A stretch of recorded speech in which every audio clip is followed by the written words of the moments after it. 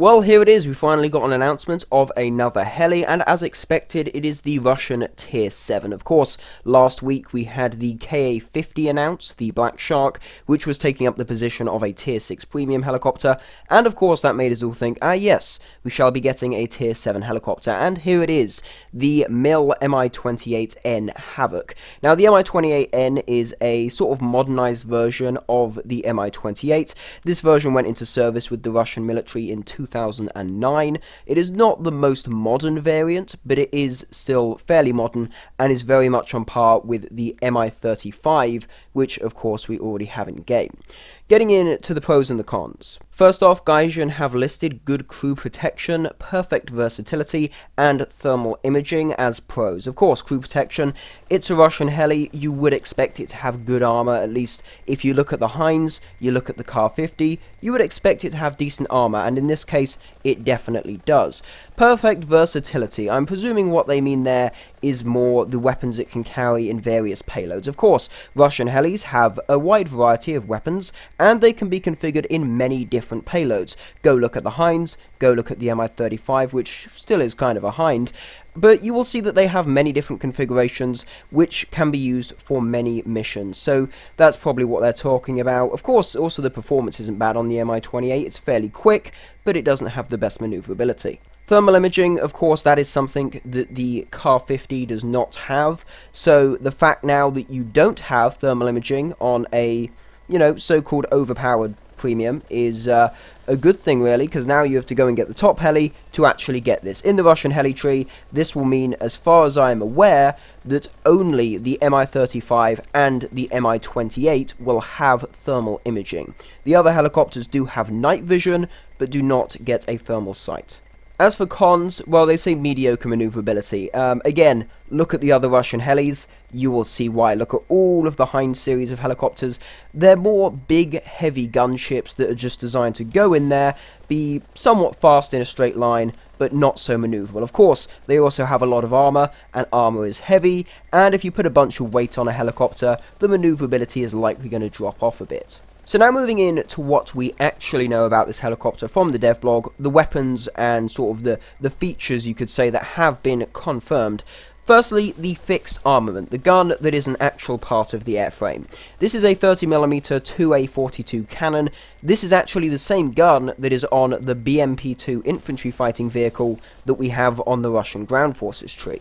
Now, if you've seen the BMP-2 in battle, you will know that the AP rounds on that vehicle are very good at ripping basically anything to pieces.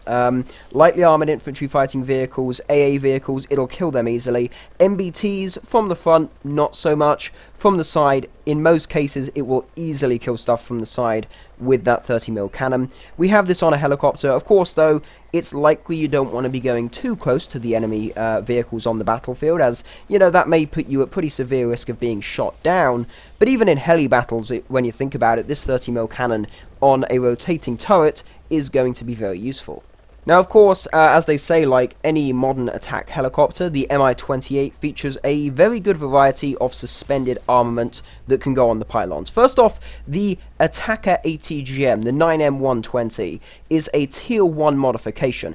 Keep in mind that this is the top ATGM on the Mi-35. This has about 800mm of pen and a range of almost 4 miles. Now, that's pretty good. It does not, the Mi-28 of course does not get the Verheer ATGMs that we have on the Ka-50. So in terms of ATGMs, they are not quite as good as the premium.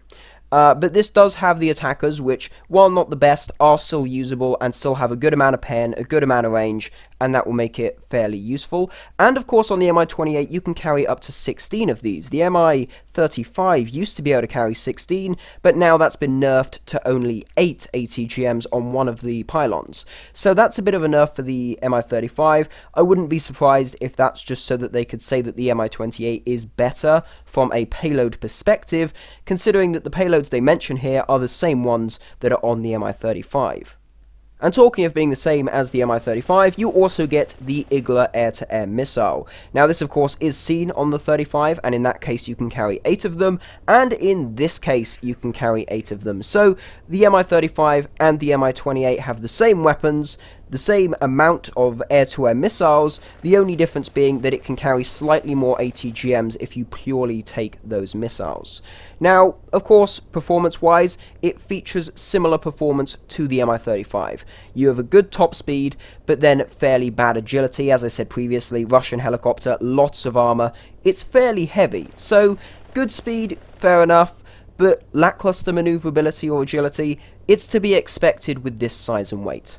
Of course, though, as would be expected, this heli is fairly well armoured, as I've mentioned a few times, especially around the cockpit, but it is mentioned in the devblog that this will only protect you from more lighter fire, like maybe up to 20mm cannons, but mostly 50 cals, 7.62s, machine guns, maybe explosions near to your helicopter. The splash damage won't be quite as bad, but in most cases it probably won't do so much. For example, if a missile hits you, you're probably gonna die. Now, it may sound all doom and gloom saying that this thing has fairly bad agility and has similar weapons to the Mi-35, but do not be worried. Recently, I have actually been flying the Mi-35 in helicopter battles, and it's an absolute beast. You take the 8 Iglas, you go in there, you got your flares. Maneuverability is, in most cases, not a big deal. You can just zoom in, spam the missiles off, and of course, they're more modern missiles, they're vector thrust, infrared, but also they have a fairly long lock range. They can be incredibly useful, and I've actually had some brilliant games in the 35, so I have no worries whatsoever about this thing being effective in helicopter battles.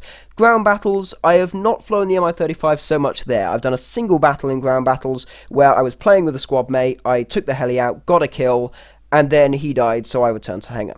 But nonetheless, I was using the attacker there, and, you know, the range is decent. You can stay fairly low, stay at effectively the max range, which is just under 4 miles, and you will be relatively safe from being seen by most SPAAs. So in most cases, this is probably going to be a fairly effective heli in ground battles, and definitely in helicopter EC. Anyway, though, that's more or less it. The Mi-28N, a very nice looking helicopter, again following the trend of heavy Russian gunships, but I feel this will be effective, and I am looking forward to it, certainly. I pre-ordered, personally, the Car 50, of course I'm going to use that to grind this out, and I am actually looking forward to these new helicopters. The addition, of course, now of the H-34 Apache does seem very likely this update, not only due to the leak of the YH-64 in the original Car 50 dev video, little mistake by Gaijin there, but of course also by the fact that this is fairly powerful, and the US, despite the Viper being quite powerful, will likely need a counter. And of course, the US hasn't got any new tech tree helis since the original release, so I think it's about time that they get some new stuff as well. Anyway though, thank you very much for watching. If you did enjoy, please consider dropping a like, maybe even subscribe to the channel. If you do, that would be massively appreciated. Thank you again for watching, and I will see you in the next one.